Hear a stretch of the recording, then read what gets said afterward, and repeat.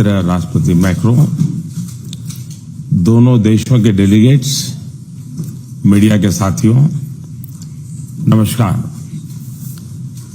Paris जैसे खूबसूरत शहर में इस गर्मजोशी भरे स्वागत के लिए मैं राष्ट्रपति मैक्रो का आभार प्रकट करता हूं। फ्रांस के लोगों को राष्ट्रीय दिवस के लिए बहुत बहुत शुभकामनाएं भी देता हूं।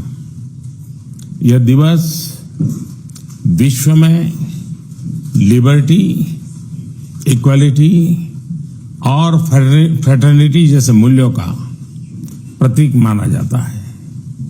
ये मूल्य हमारे दो लोकतांत्रिक देशों के संबंधों का भी एक महत्वपूर्ण आधार है।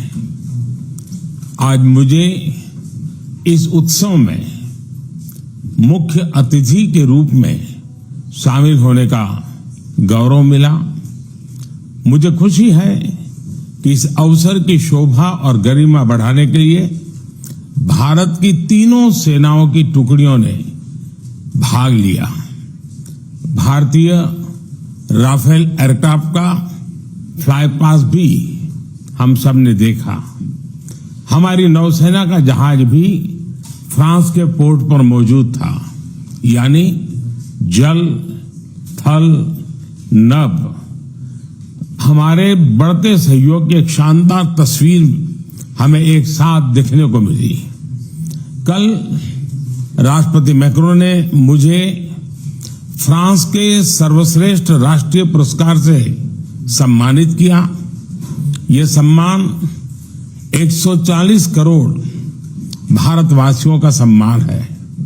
फ्रेंड्स, हम अपनी स्ट्रेटेजिक पार्टनरशिप की 25वीं वर्षगांठ मना रहे हैं। बीते 25 वर्षों के मजबूत आधार पर हम आने वाले 25 वर्षों के लिए रोड मैप तैयार कर रहे हैं। इसमें बोल्ड और महत्वाकांक्षी लक्ष्य निर्धारित किए जा रहे हैं। भारत के लोगों ने भी इस कालखंड में एक विकसित देश बनाने का संकल्प लिया है। इस यात्रा में हम फ्रांस को एक नेचुरल पार्टनर के रूप में देखते हैं। 2 दिनों में हमें आपसी सहयोग के सभी क्षेत्रों पर विस्तार से बात करने का अवसर मिल रहा है। आर्थिक संबंधों को और सुदृढ़ करना हमारी साझा प्राथमिकता है। Renewable energy, green hydrogen, artificial intelligence, semiconductors, cyber, digital technology जैसे अनेक क्षेत्रों में सहयोग बढ़ाने के लिए हम नए इनिशिएटिव्स की पहचान कर रहे हैं। भारत के यूपीआई यानी यूनिफाइड पेमेंट्स इंटरफेस को फ्रांस में लॉन्च करने पर समझौता हुआ है। हम दोनों देशों के स्टार्टअप और इनोवेशन इकोसिस्टम को आपस में जोड़ने पर बल दे रहे हैं। समान विचारधारा वाले देशों के साथ मिलकर हमें टेक्नोलॉजी सप्लाई चेन्स के लोकतंत्रीकरण के लिए लगातार काम करना चाहिए।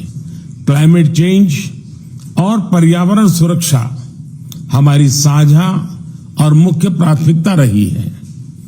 इस दिशा में हमने पहले ही इंटरनेशनल सोलर अलायंस स्थापित किया था, जो अब एक मूवमेंट बन गया है। अब हम ब्लू इकोनॉमी और ओशन गवर्नेंस के रोडमैप पर तेजी से काम करना चाहते हैं।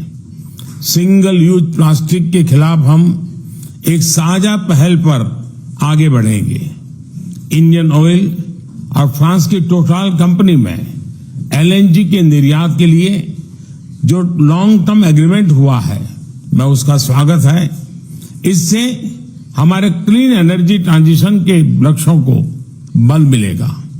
अब से कुछ देर बाद हम भारत फ्रांस सीईओज फोरम में भी हिस्सा लेने वाले हैं। दोनों देशों के बिजनेस प्रतिनिधियों के साथ आर्थिक सहयोग मजबूत करने पर विस्तार से चर्चा होगी। फ्रेंड्स, रक्षा सहयोग हमारे संबंधों का एक मूलभूत स्तंभ रहा है। यह दोनों देशों के बीच गहरे आपसी विश्वास का प्रतीक है। मेक इन इंडिया और आत्मनिर्भर भारत, इसमें फ्रांस एक अहम पार्टनर है। आज हम रक्षा के क्षेत्र में भारत में नई टेक्नोलॉजी के को प्रोडक्शन और को डेवलपमेंट पर बात करेंगे। सबमरीन हो या फिर नौसेना के जहाज, हम चाहते हैं कि मिलकर केवल अपनी ही नहीं, तीसरे मित्र देशों की जरूरतों को भी पूरा करने के लिए हम काम करें। हमारी डिफेंस स्पेस एजेंसीज के बीच सहयोग बढ़ाने की संभावनाएं हैं। फ्रांस की कंपनियों द्वारा MRO facilities, spare parts, helicopter के लिए इंजन का प्रोडक्शन भी भारत में किए जाने पर हम आगे बढ़ रहे हैं। हम इसमें हमारे सहयोग को और सशक्त करने पर बल देंगे। सिविल न्यूक्लियर क्षेत्र में सहयोग को आगे बढ़ाते हुए हम small and advance modular reactors में सहयोग की संभावना पर चर्चा करेंगे। आज भारत में चंद्रयान के सफल लॉन्च पर पूरा भारत उत्साहित है। यह हमारे वैज्ञानिकों की बहुत बड़ी उपलब्धि है। अंतरिक्ष के क्षेत्र में भारत और फ्रांस का पुराना और गहरा सहयोग है। हमारी स्पेस एजेंसीज के बीच नए समझौते हुए हैं। इसमें सैटेलाइट लॉन्च सर्विसेज, समुद्र और धरती के तापमान और वातावरण को मॉनिटर करने के लिए तृष्णा सैटेलाइट बनाने का काम शामिल है। Space based maritime domain awareness जैसे क्षेत्रों में भी हम अपना सहयोग बढ़ा सकते हैं। फ्रेंड्स, भारत और फ्रांस के बीच लंबे समय से गहरे पीपल टू पीपल कांटेक्ट रहे हैं। हमारी आज की चर्चाओं से ये संबंध और मजबूत होंगे।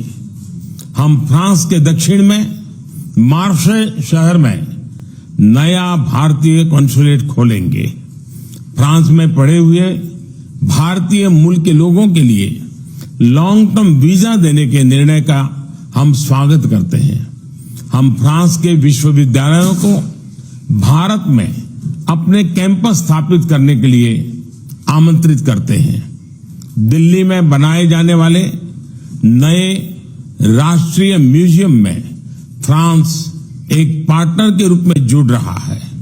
अगले वर्ष पेरिस में होने वाले ओलंपिक्स के लिए सभी भारतीय एथलीट्स बहुत ही उत्सुक हैं। इसके सफल आयोजन के लिए मैं राष्ट्रपति मैक्रोन और उनकी पूरी टीम को शुभकामनाएं देता हूं। फ्रेंड्स, आज हम कई महत्वपूर्ण वैश्विक मुद्दों पर भी चर्चा करेंगे। इंडो पैसिफिक के रेजिडेंट पावर्स के रूप में इस क्षेत्र में शांति और स्थिरता के लिए भारत और फ्रांस की विशेष जिम्मेदारी है। हमारे सहयोग को एक रचनात्मक स्वरूप देने के लिए हम इंडो पैसिफिक कोऑपरेशन रोडमैप पर काम कर रहे हैं। Indo Pacific triangular development cooperation fund के प्रस्ताव पर भी दोनों पक्ष में ट्रायंगुलर डेवलपमेंट कोऑपरेशन फंड के प्रस्ताव पर भी दोनों पक्ष में चर्चा में है। इससे पूरे क्षेत्र में स्टार्टअप्स और इनोवेशन को बढ़ावा देने के नए अवसर खुलेंगे। भारत के इंडो पैसिफिक ओशन इनिशिएटिव में फ्रांस द्वारा मैरीटाइम रिसोर्स पिलर को लीड करने के निर्णय का हम स्वागत करते हैं।